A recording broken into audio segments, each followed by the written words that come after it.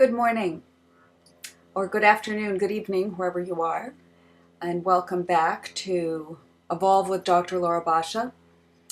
Uh, Today, I'm going to be doing a brief video talk that relates to the excerpt from my upcoming book, which hopefully just talked to my publisher this week, and I think it's possible it could be published by certainly the end of the summer, which is exciting. But this is on the writing block. You'll see to the right of my page on the Evolve with Dr. Laura page, there's a writing block, and if you click on that, you will see this June excerpt from chapter 2 of my new book, which is titled The Inward Outlook. So what I'm going to do is the chapter is called A Principle-Based Paradigm, and I'm going to start by just reading the quote that opens the chapter. It's a quote from Eckhart Tolle, whose work I really admire, and I just appreciate the contribution that he and his work are making to this conversation of us waking up to who we really are. So I'm going to jump in, I'm going to read that quote, and then I'm going to talk a little bit about the chapter and focus on one particular sentence that is quoted in the excerpt. And that sentence is one sentence that kind of encapsulates the essence of the whole book. So let me read that quote from Eckhart Tolle. Stillness is your essential nature. What is stillness? The inner space or awareness in which the words on this page are being perceived and become thought. Without that awareness, there would be no perception, no thoughts, no world. You are that awareness, disguised as a person. So great. Love that quote. So in chapter 2, the principle-based paradigm, we're going to lay the foundational structure of how thought creates our experience of reality. And once the understanding of how our thinking creates our experience of reality is grasped, there's a fundamental perceptual shift that takes place. And once that shift is available to us, it allows for conscious choice. Now, human beings are thinking creatures. We all think all the time. So we're actually constantly choosing what we think about. You know, what we pay attention to, the thinking that we pay attention to, is what actually creates our experience of reality. It creates our life experience. So one of the things that is key in shifting how you want to generate yourself to be in the world is to become conscious of the thinking that's going on and distinguishing personal thought from universal thought, if you will. So the statement that I want to really focus on in this brief video is personal thought is the point at which the formless becomes form. I'll say that again. Personal thought is the point at which the formless becomes form. So, two things to look at. And it's a little difficult to talk about, because if you really be with that statement, you can see that personal thought or any thought really would be coming out of the formless. And it's what Tolle points to in his quote, that the inner space or awareness in which the words are being perceived and become thought is our essential nature. Stillness is our essential nature. So, what is personal thought? And what do I mean by the formless? So if you take a minute to think about, what is it that has you become the person that you are? What is it that has you known as the personality that people know you to be?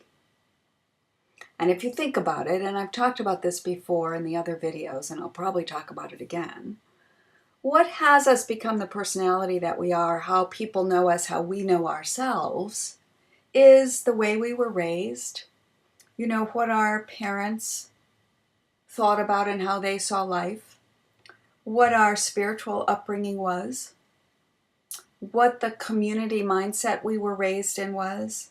Maybe there's a certain kind of cultural background in that community, or perhaps we definitely, all of us come from different cultural backgrounds. Could be in within a city, could be a different country. Those are sort of unseen discourses that we're born into that become part of how we see the world. Our educational background, experiences that happened to us, and particularly what we made those experiences mean, all of that goes into how we perceive the world. It's our memory. It's our collective memory, our own personal collection of memories, if you will, that has us understand for ourselves how life is. It's how life occurs to us. Now, one thing to note here is that every human being has their own separate reality based on the memory of how life occurred to them. That's something to consider, particularly when we're talking to another person, even someone else in our family. They're going to have a different perceptual reality of even the family system. Even though you may be closely connected as siblings, you may have very different perceptions of your parents. So every human being is actually a separate reality. Every human being is a separate culture, if you will. So personal thought is how we see the world in terms of our thinking.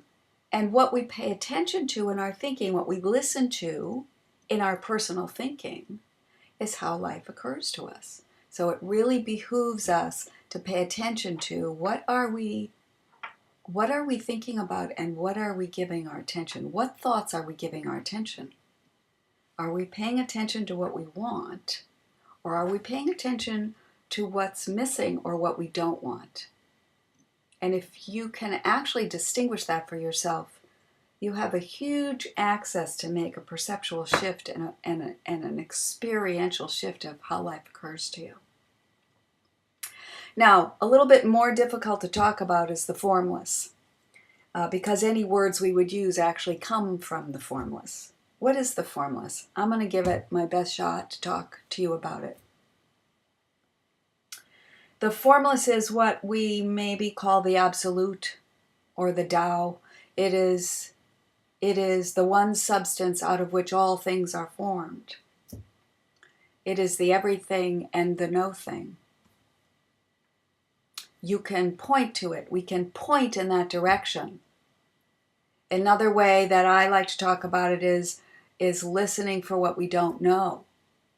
Clearing our head of what we think about and what we know, and being willing to tolerate the discomfort of not knowing.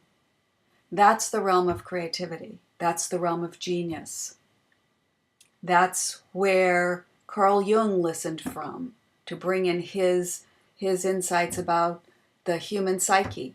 That's where Einstein listened from to tap into the theory of relativity, to bring in new thought that was always available, but mostly we listen from the constraints of what we already know. And we wonder why we get frustrated on the kind of hamster wheel, because we don't see something new. You can't see something new from your own personal memory. You got to open up to infinite intelligence.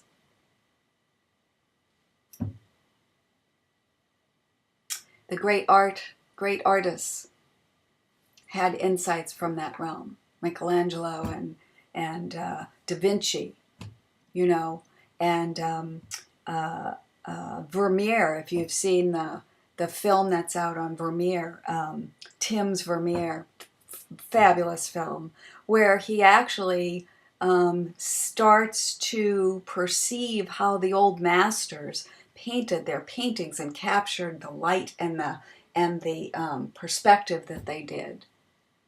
They used actually lenses and mirrors to do that. But what wasn't seen before, because that was all trade secret to those artists back in the day, what wasn't seen until recently is that technology, which was the technology of the time, was used to create great art.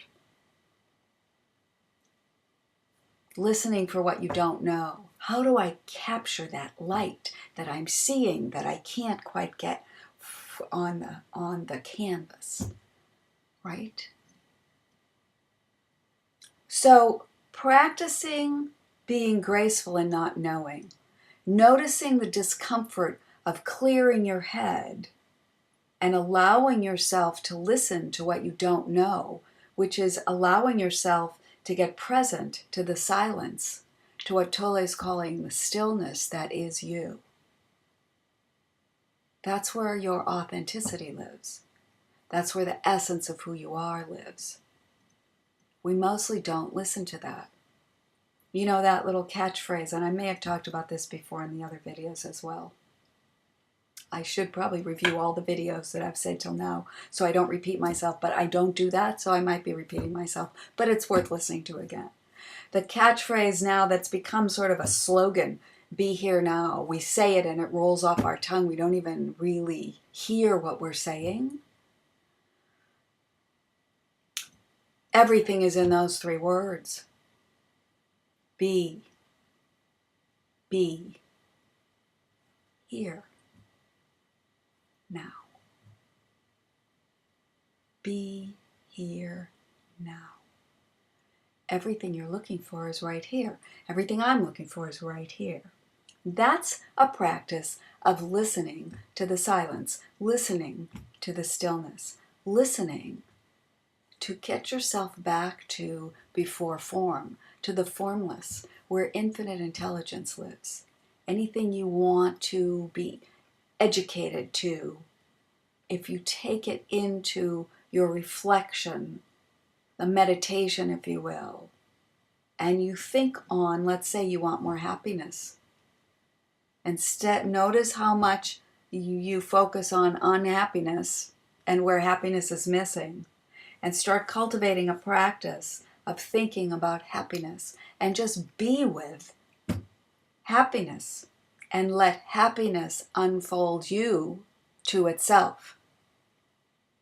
That's standing, if you will, in the formless, listening for happiness and allowing happiness to emerge through you and eventually emerge into your cognition and become thought, insight, awareness. It'll occur to you like, wow, if this is making me unhappy, perhaps I could choose this. And you become masterful in creating your experience. See, the joke is really, we're all masters in our universe. We are all masterfully creating our experience of life. The distinction, the difference, the key difference is, are you consciously masterful or are you unconsciously masterful? Everything is choice. So the more conscious we are of what we're paying attention to in our thinking, the more masterful we become in choosing how we want to experience our life. Personal thought is the point at which the formless becomes form. Thank you so much for tuning in. I hope this was helpful. I look forward to being with you again next month and looking at chapter 3 of the Inward Outlook. Take care.